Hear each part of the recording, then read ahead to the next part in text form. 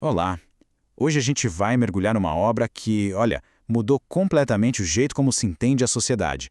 As Regras do Método Sociológico, de Émile Durkheim. Foi com este livro que a sociologia deu um salto, sabe? Deixou de ser só um campo de ideias para se tornar uma ciência de verdade. Vamos entender como é que isso aconteceu. Imagina só, final do século XIX. A sociologia era um campo super novo, cheio de gente pensando, mas era meio bagunçado. Tinha um monte de pensadores geniais, mas faltava uma coisa essencial, um método, um caminho claro e científico.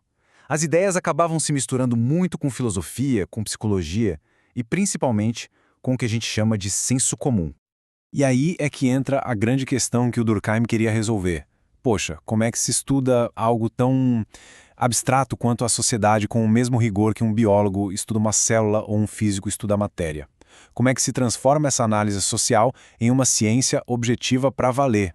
A resposta do Durkheim, que foi uma ideia realmente revolucionária, cabe em duas palavras: fato social.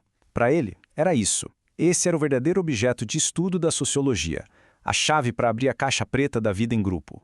E ele não fica de rodeio, não. Como a gente vê aqui logo no comecinho do livro, a primeira pergunta que ele manda é essa.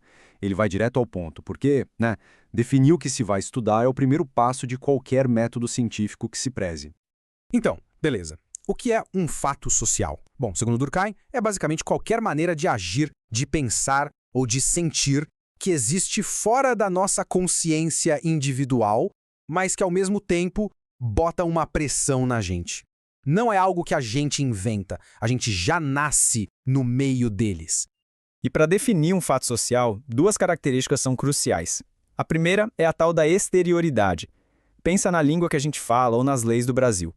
Elas já existiam muito antes da gente nascer e provavelmente vão continuar existindo depois. A segunda é a coerção. Tenta desobedecer uma lei importante ou quebrar uma regra moral muito forte. A gente sente na hora a pressão da sociedade. Essa é a força do fato social em ação. Certo, se já sabemos o que estudar, os fatos sociais, a próxima pergunta é: como fazer isso? E é aqui que Durkheim apresenta a regra dele que ficou mais famosa, a mais fundamental de todas.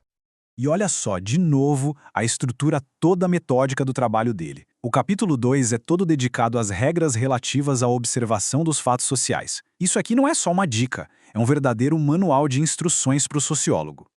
E tá aí a regra, nas palavras dele mesmo, considerar os fatos sociais como coisas. Mas o que isso quer dizer na prática? Significa que o sociólogo precisa ter uma postura de total objetividade, de distanciamento. É preciso estudar as normas sociais, as modas ou as instituições do mesmo jeito que um cientista estuda uma rocha ou uma planta, como objetos externos que podem ser observados e medidos. Então, o ponto central é este. Tratar os fatos sociais como coisas exige que o pesquisador deixe de lado todas as suas ideias pré-concebidas, todo o achismo. O objetivo não é ir lá para confirmar o que já se pensa, mas sim descobrir o que os dados mostram de verdade, por mais chocante que o resultado possa ser. Na prática, isso vira um método de 3 passos bem claros. Primeiro, uma espécie de limpeza mental, se livrar de todos os preconceitos. Segundo, adotar uma perspectiva de fora, olhar para os fatos sociais como se fosse um estrangeiro, alguém que nunca viu aquilo antes. E terceiro, analisar os padrões que aparecem, as estruturas que se repetem. Agora vamos para uma das aplicações mais interessantes e até contraintuitivas do método do Durkheim. Essa ideia de distinguir o que é normal e o que é patológico numa sociedade. Como dá para ver pelo índice do livro, isso não era um detalhe para ele.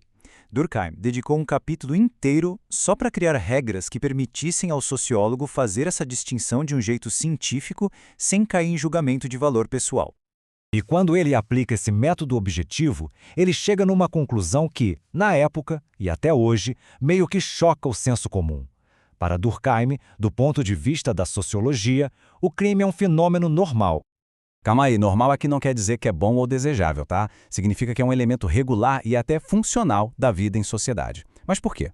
Primeiro, porque o crime existe em todas as sociedades que a gente conhece. Uma sociedade sem crime nenhum seria, na verdade, uma anomalia. Segundo, porque quando a sociedade pune o crime, ela reafirma suas próprias regras e valores, o que fortalece a consciência coletiva. E por fim, às vezes o que hoje é considerado crime, tipo desobedecer uma lei injusta, pode ser o primeiro passo para uma grande mudança social e moral no futuro.